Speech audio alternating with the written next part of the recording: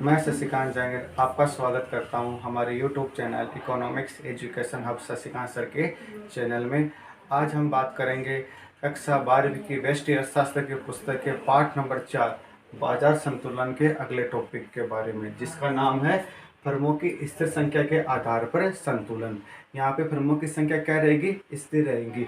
इससे जो पिछले वाला जो वीडियो है उसमें हमने बाजार संतुलन के बारे में पढ़ा था कि बाजार संतुलन कहाँ स्थापित होता है, उसके बारे में हमने जाना था। ठीक है, वहाँ पे हमने अधिमांग अधिपूर्ति के बारे में भी समझा था। ठीक है, आज हम पढ़ेंगे फर्मों की संख्या स्थिर, फर्मों की स्थिर संख्या के आधार पर। ध्यान देना बच्चों कि फर्मों की स्थिर संख्या के आधार पर संतुलन, यानी फर्मों की संख्या क्या रहेगी? स्थिर रहेगी, यानी फर्मों की संख्या में परिवर्तन नहीं होगा। न तो फर्में प्रवेश करेगी और नई फर्में बहिर्गमन करेंगी। तो फर्मों की संख्या स्थिर रहेगी, या तो फर्मों की संख्या ना तो बढ़ेगी न ही घटेगी। तो उसके आधार पर अर्थव्यवस्था में या बाजार में संतुलन किस प्रकार होता है उसके बारे में हम चर्चा करेंगे। तो ध्यान देना बच्चों कि फर्मों की स्थिर संख्या के आधार पर, ध्यान देना हम क्या कर रहे हैं कि फर्मों की स्थिर संख्या के आधार पर बाजार पूर्ति वक्र और बाजार मांग वक्र बाजार में संतुलन के लिए एक साथ कार्य करते हैं। तो ध्यान देना कि जो बाजार पूर्ति वक्र है, बाजार मांग वक्र है, दोनों संतुलन के लिए क्या करते हैं? एक साथ कार्य करते हैं। और आपने पढ़ा भी है कि बाजार संतुलन वहाँ होता है जहाँ बाजार मांग और बाजार पूर्ति दोनों क्या होती है? बराबर होती है। तो उसके बाद तो फर्मों की स्थिर संख्या के आधार पर पूर्ति वक्र और बाजार मांग वक्र बाजार में संतुलन के लिए एक साथ कार्य करते हैं। मांग और पूर्ति वक्र में शिफ्ट या स्थानांतरण के कारण संतुलित कीमत और संतुलित मात्रा परिवर्तित होती है। जैसे मान लो कभी मांग वक्र है या पूर्ति वक्र है, स्थानांतरित हो जाते हैं या शिफ्ट हो जाते हैं लेफ्ट साइड में या राइट साइड में, तो उस कारण से क्या होती है? जो संतुलित कीमत है और संतुलित मात्रा है उनमें परिवर्तन होता है। तो देखो रेखा चित्र में, जैसे मान लो ये है मांग वक्र, ये है पूर्ति वक्र। यहाँ पे क्या होता है? साम्य होता है। एक कीमत पी हो गई, एक कीमत क्यू हो गई, यानी ये संतुलन स्थिति होगी। ठीक है, ये हो गया एस एस वक्र यानी पूर्ति वक्र, ये हो गया डी डी वक्र यानी मांग वक्र। अब जैसे मान लो मांग में वृद्धि हो गई, मांग में क्या हो गई? वृद्धि हो गई, तो संतुलित कीमत क्या हो गई? बढ़ गई, और संतुलित मात्रा भी क्या हो गई? बढ़ गई। ठीक है, इसी प्रकार जैसे मान लो पूर्ति में वृद्धि हो गई, तो पूर्ति में वृद्धि होने पर संतुलित कीमत क्या हो गई? घट गई, और मात्रा भी क्या हो गई? बढ़ गई।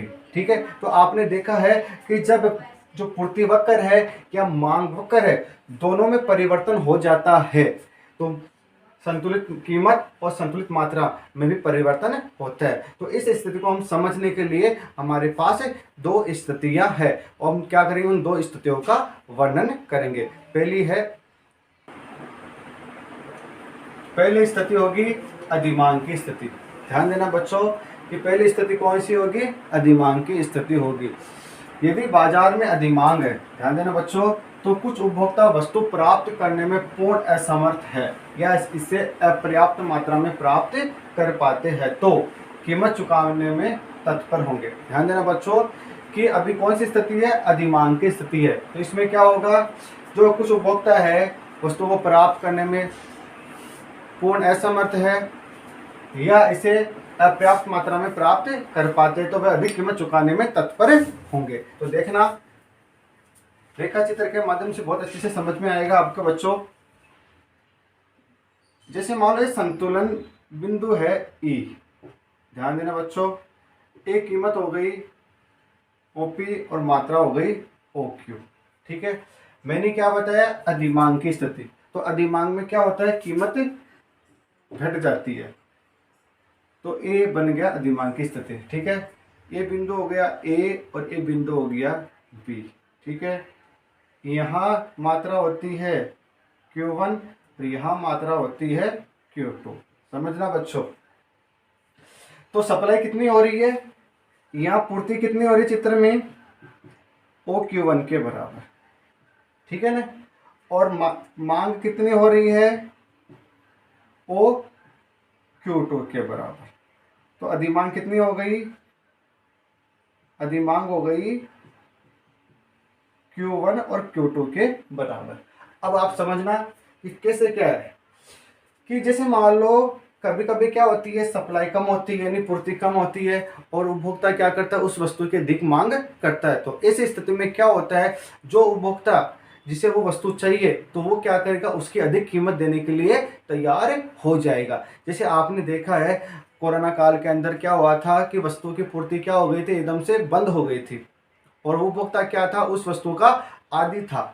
तो उपभोक्ता क्या है, उस वस्तु को प्राप्त करने के लिए उस वस्तु की अधिक कीमत देने के लिए भी तैयार हो गया था। ठीक है, तो उसकी कीमत क्या होती है, धीरे धीरे बढ़ने लग जाती है। देखो कीमत क्या होती है, धीरे धीरे बढ़ने लग जाती है। ठीक है, और जब कीमतें बढ़ेगी तो वो फर्म होती है वो क्या करती है, उसकी पूर्ति बढ़ा देती है। तो पूर्ति बढ़ाने से क्या होती है, धीरे धीरे पूर्ति भी बढ़ती जाती है और कीमत भी बढ़ती जाती है और संतुलन स्थापित हो जाता है, क्योंकि यहाँ पे क्या पूर्ति कम है और मांग ज्यादा है। ठीक है, तो इस स्थिति में क्या होता है कि उपभोक्ता वस्तु को प्राप्त करने के लिए उसकी अधिक कीमत देने के लिए भी तैयार हो जाएगा।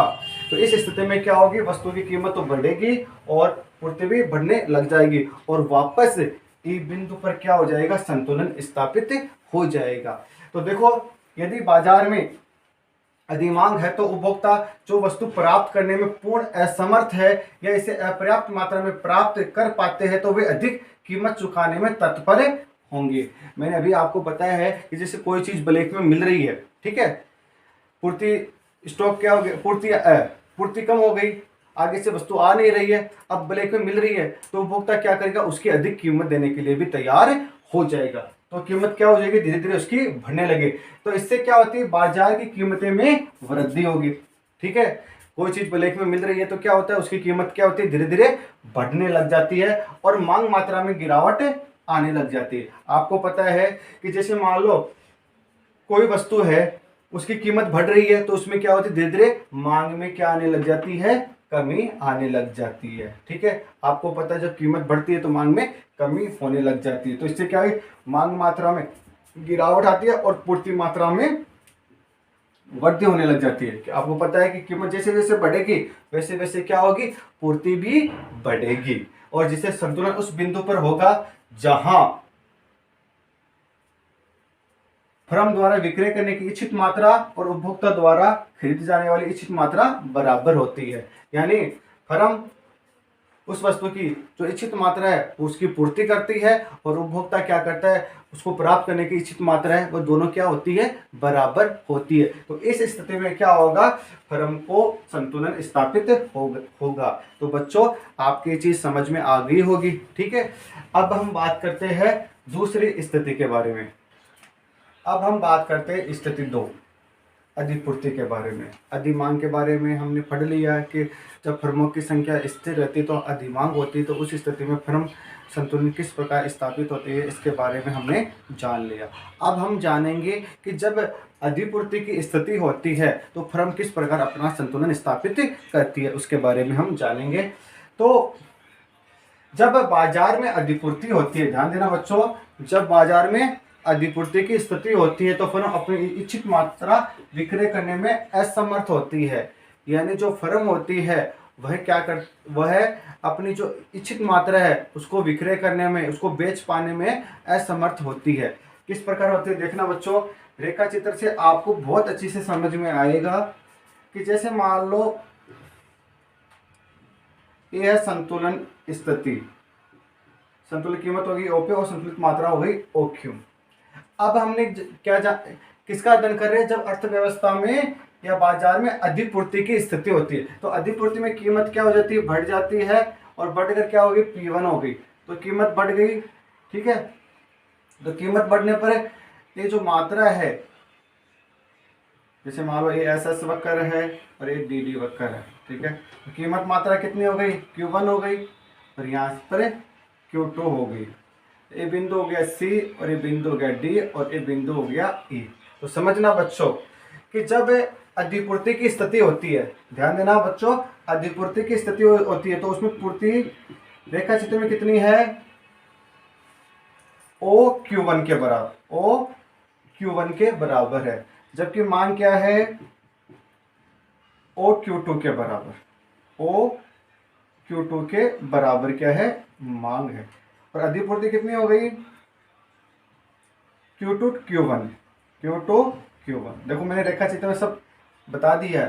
तो जब अधिपूर्ति की स्थिति होती है तो फर्म के पास क्या होता है, स्टॉक माल बहुत सारा हो जाता है, माल का स्टॉक बढ़ जाता है, क्योंकि बाजार में क्या करती है, वो पूर्ति तो करती है परंतु वस्तु बिक नहीं पाती क्योंकि मांग क्या है, कम है।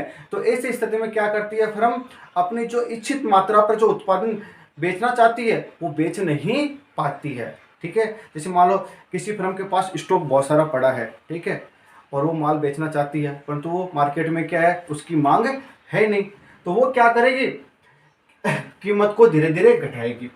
अपनी जो वस्तु है उसकी कीमत को क्या करेगी, धीरे धीरे घटाएगी।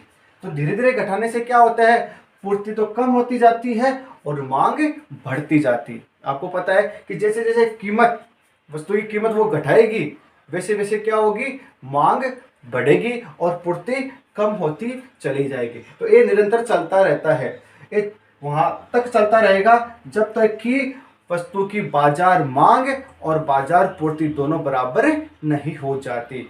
जब दोनों बराबर हो जाएगी उस स्थिति में क्या होगा, क्रेता और विक्रेता दोनों संतुष्ट होंगे। तो यदि बाजार कीमत में, यदि बाजार में अधिपूर्ति है तो फर्म अपनी इच्छित मात्रा विक्रय करने में असमर्थ होती है। मैंने बता दिया कि वो असमर्थ होगी, किस प्रकार होगी, मैंने आपको समझा दिया कि उसके पास स्टॉक पड़ा है, वो बेच नहीं पा रहे, तो वो क्या करेगी, तो वह अपनी कीमत को घटाएगी। और जैसे जैसे वो कीमत घटाती जाती है या घटती जाती है तो मांगी गई मात्रा में क्या होती है, वृद्धि होती है। जैसे जैसे फर्म क्या करेगी, कीमत को कम करती जाएगी, P1 से P की ओर बढ़ेगी, तो धीरे धीरे क्या होती है, पूर्ति तो कम हो जाती है और मांग बढ़ती जाती है। तो मांग बढ़ती जाएगी और पूर्ति की मात्रा घटती है तो फर्म अपनी इच्छित उत्पादन मात्रा बेच पाती है। तो इस कीमत पर बाजार मांग और बाजार पूर्ति दोनों बराबर होते हैं। यानी ई बिंदु पर क्या होगा, मांग और पूर्ति दोनों बराबर होंगे। तो मेरे हिसाब से आपको रेखा चित्र के माध्यम से और यहाँ लिख के मैंने आपको अच्छे से समझा दिया है कि जब फर्मों की स्थिर संख्या होती है तो संख्या के आधार पर संतुलन किस प्रकार स्थापित होता है। मैंने आपको बता दिया कि अगर अर्थव्यवस्था में या बाजार में अधिपूर्ति की स्थिति है तो किस प्रकार संतुलन स्थापित होगा, या अधिमांग की स्थिति है तो किस प्रकार संतुलन स्थापित होगा।